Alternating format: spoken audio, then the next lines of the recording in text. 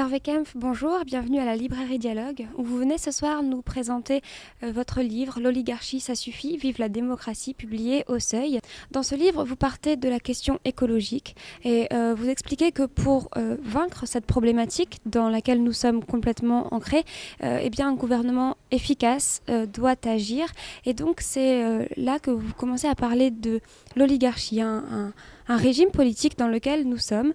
Est-ce que vous pouvez déjà nous rappeler ce qu'était l'oligarchie pour Platon et ce qu'elle est aujourd'hui ? L'oligarchie, c'est le système politique dans lequel les peu nombreux, oligo ça veut dire peu nombreux en grec, les peu nombreux, la classe dirigeante, un petit nombre de gens discutent entre eux de la situation, ont des désaccords, et une fois qu'ils sont arrivés à une décision, à un accord commun, ils imposent leur décision au reste de la société. Et donc on a laissé s'affaiblir beaucoup de ces dispositifs de la démocratie, beaucoup des libertés publiques, beaucoup d'attitudes démocratiques, beaucoup de responsabilités de la part de gens qui devraient être dans une notion de service public, mais le pouvoir politique des élus est très largement battu en brèche par un pouvoir invisible, plus ou moins invisible, qui a lieu dans les coulisses, ou parfois par le pouvoir très visible. On l'a vu à l'occasion de la crise financière, où il y a eu un quasi-effondrement du système financier à la fin 2008, qui a été sauvé par l'intervention de la puissance publique, du crédit public, de l'épargne publique. Et puis après, alors qu'on aurait dû reprendre le pouvoir sur les banques, eh bien, elles sont revenues comme avant et elles décident, dans bien des cas, du sort des États et des politiques économiques.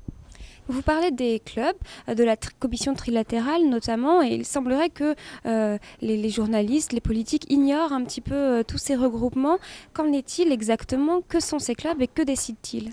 Effectivement, l'oligarchie, c'est aussi très concret. C'est des gens qui se retrouvent, des hommes d'affaires, des responsables politiques, des journalistes importants parce qu'ils apparaissent à la télévision ou ailleurs, et qui se retrouvent dans des lieux. Alors, par exemple, vous avez cité la commission trilatérale, qui est une commission qui se réunit tous les ans et qui réunit ce type d'éminences qui viennent d'Europe, des États-Unis, du Japon.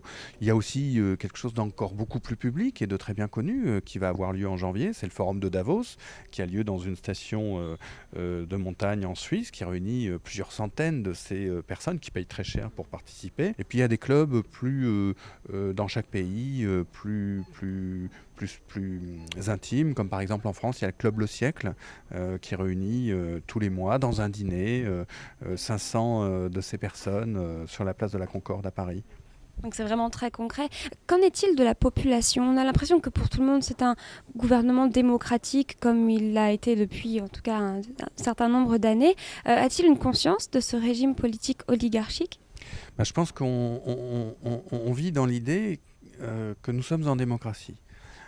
Parce que la démocratie a été très vivante, incontestablement, dans le passé, mais peut-être on a pris l'habitude de considérer que la démocratie était quelque chose d'acquis, qui se porterait bien presque automatiquement. Et il y a peut-être une sorte d'apathie de la part du peuple, des classes moyennes, d'accepter cet ordre dont on sent bien qu'il est injuste, qu'il est biaisé, que souvent il y a beaucoup de malhonnêteté, mais qui assure cette espèce de sécurité.